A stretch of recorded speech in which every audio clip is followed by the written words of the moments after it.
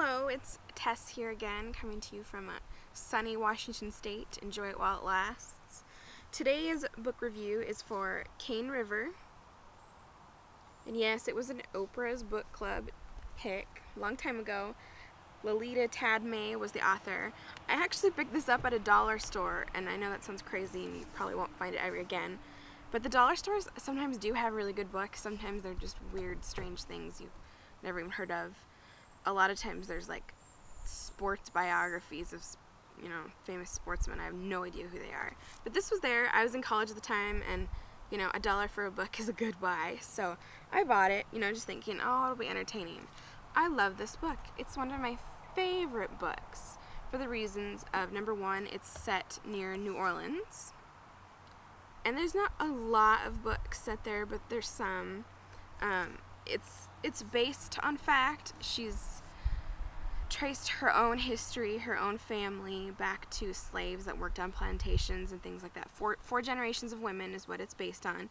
It's sort of the setup of Joliet Club, where they follow the 4 different mothers and daughters, but instead of sets of different families, it's the same family and it's 4 generations. She's taken reality and fluffed it up a bit, and she's done a pretty good job. It's really great because there's a family tree in the front of the book. Let me see if I can show that to you. Oh, maybe it gets bigger by each chapter. There's different sections. Well, here's where it starts. You can see that. So this is one of the first generations, and so when they're talking to the book and you don't know who they're talking about, it's really great to just refer back to this and go, oh, well, Suzette, she was the daughter of Elizabeth and Gerisme. Yep.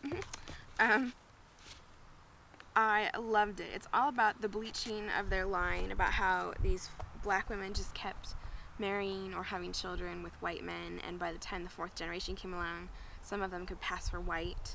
I found it really interesting. It was a great read. It was unpredictable. It was like nothing I'd ever read before. There was no, crime caper. It wasn't a romance. It kind of was in its own genre, and I just couldn't put it down. I read it a couple times, and I still love it. It's one of my favorites. I would encourage anybody to read it. I know some people avoid Oprah's Book Club books, and I sort of have too, just because whenever a book is sort of like a mania, I feel like it gets out of hand, and maybe it's not as good as everybody says it was just because everybody says it is, But this one I agree with. It's an amazing book. Get it from your library, borrow it from a friend, get it on Amazon, whatever, but it's a very, very interesting book, and there are sad things to it, the realities of slave life, and knowing that your daughter is going to be a slave, or, trying to get out of that cycle. But it's really interesting. It's sort of a new take on the South that we haven't heard. It's not a Gone with the Wind.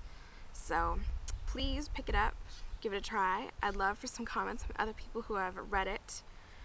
Tell me what you think about it, if you loved it as much as me, if you hated it, why, anything. Go ahead and tell me what you think about it. So hopefully I hear from you, and I'll be talking to you guys later.